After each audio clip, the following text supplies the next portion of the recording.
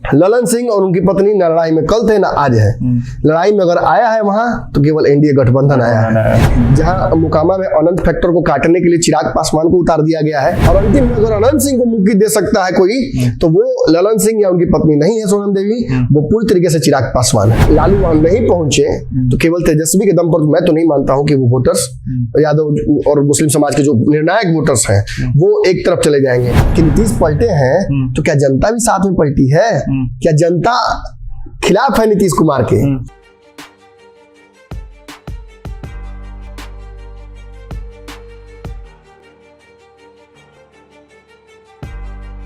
और बिहार में अभी जो राजनीतिक चर्चा है सबसे ज्यादा तेज है मोकामा और गोपालगंज उपचुनाव को, यानी कि बिहार उपचुनाव को लेकर के।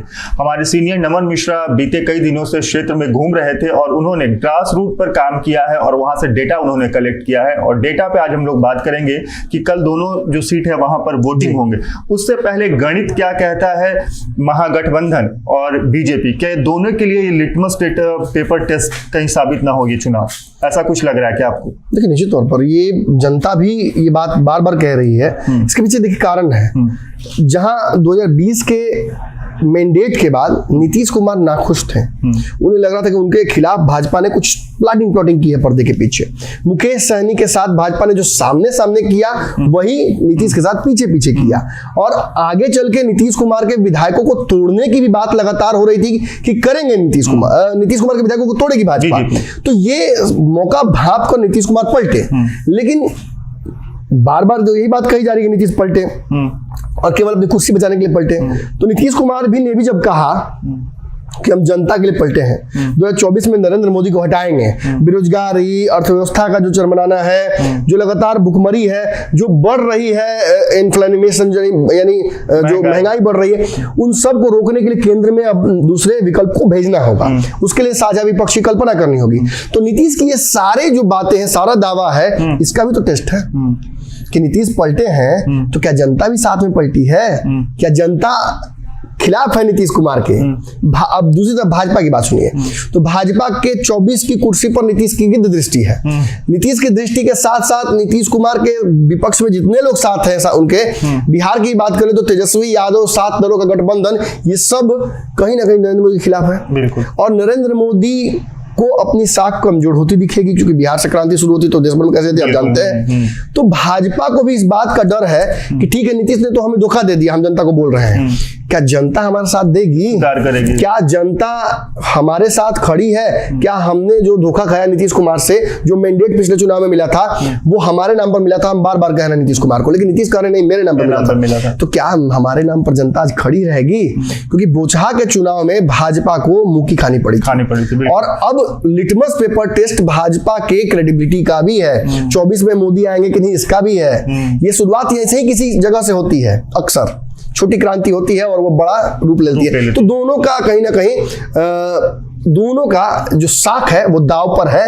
एक और कारण है दोनों का साख दाव पर रहने का कि जहां मोकामा गढ़ रहा है राजद का, जो प्रत्याशी है मोकामा के वो 5 बार से वहां जीतते आए हैं, तो वहीं गोपालगंज में 4 बार से जीतते आए हैं सुभाष यादव, जो प्रत्याशी वहां से उतारी गई हैं उनके पति।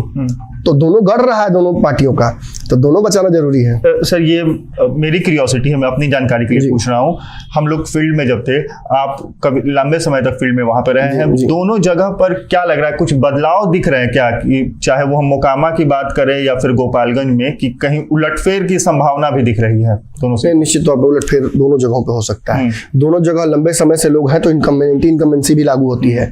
इसके अलावा क्षेत्रीय समीकरणों को पकड़ा गया है। जहां मोकामा में अनंत फैक्टर को काटने के लिए चिराग पासवान को उतार दिया गया है। चिराग पासवान के बारे में आपको याद होगा, मैं बार बार आपसे कह रहा था कि चिराग पासवान की एंट्री होगी और ये उपचुनाव से पहले होगी। मैं थोड़ा मायूस हो गया था कि ये प्रेडिक्शन तो मैंने कर दिया था और चुनाव के डेट नजदीक आ गए थे, लेकिन देखिए कभी कभी हमारे प्रेडिक्शन कितने सही होते हैं कि इनपुट कितना सही होता है हमारा, कि एग्जैक्टली चुनाव से पहले। और देखिए मोकामा में ही उतारा, मोकामा में, क्योंकि आपको याद होगा जो पहला लड़का हमें मिला था उसने किसका नाम लिया था? उसने कहा था कि हम 2 ही लोगों को जानते हैं, एक चिराग पासवान, दूसरा अनंत सिंह, और अगर सामने अनंत सिंह होंगे तो चिराग को भी भूल जाएंगे, एनडीए को भी भूल जाएंगे, मोदी को भी मानते हैं हम। तो अनंत सिंह तो बड़े फैक्टर हैं, इसलिए अनंत सिंह के नाम पर वहां वोट मोबिलाइज होगा ये तो तय है।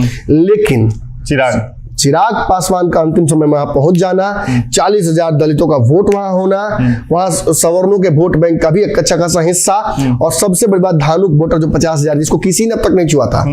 ये धानुक वोटर, आपको याद होगा एक प्रत्याशी लगातार हमारे संपर्क में थे, वो बार बार बोल रहे थे कि हम भाजपा से उतरने वाले हैं, और भाजपा ने अंतिम समय में ललन सिंह उतार दिया। तो नाराजगी होगी धानुक वोटरों में कि धानुक वोटर ट्रेडिशनली जैसे भागता है भाजपा की तरफ, क्योंकि 1.5 साल से इस वोट बैंक को जो वहां के प्रत्याशी उतरने वाले थे भाजपा से धानुक समाज के, उन्होंने मोबिलाइज किया था अनंत सिंह के खिलाफ। तो अंतिम दिन ये अनंत सिंह के पक्ष में नहीं जाएंगे। बिल्कुल अंतिम समय भाजपा ने भी अपने लोकल नेताओं को इस धानुक समाज को अनंत सिंह के खिलाफ लगा दिया था। तो ऐसे में बड़ा एक वोट बैंक जोड़ते हैं आप कागज पर, तो वो चला जा रहा है एनडीए की तरफ। तो ललन सिंह जो अब तक लड़ाई में ही नहीं थे, और मैं स्पष्ट आपको बोल दूं, ललन सिंह और उनकी पत्नी न लड़ाई में कल थे ना आज है। लड़ाई में अगर आया है वहां तो केवल एनडीए गठबंधन आया है। एनडीए चिराग पासवान के जाने की वजह से मजबूत हुआ है, धानुक वोटर को मोबिलाइज करने के लिए मजबूत हुआ है, और अंतिम में अगर अनंत सिंह को मुक्ति दे सकता है कोई, तो वो ललन सिंह या उनकी पत्नी नहीं है सोनम देवी, वो पूरी तरीके से चिराग पासवान है। तो एक चीज और है कि थोड़ा सा ये ट्विस्ट वाला होगा क्वेश्चन कि सूरजभान सिंह भी तो एनडीए का, ये लोजपा का हिस्सा है। देखिए, अगर सूरजभान सिंह से हो जाता, ये बहुत बड़े बात मैं कह रहा हूँ, सूरजभान सिंह से अगर हो जाता, प्रिंस से हो जाता, पशुपति पारस से हो जाता, 5 गो सांसद है यहाँ पे, तो ये चिराग पासवान को लाने की जरूरत क्या थी? बिल्कुल। दूसरी तरफ यहाँ की बात छोड़िए, बात है गोपालगंज में जैसे मामला फंसा हुआ है।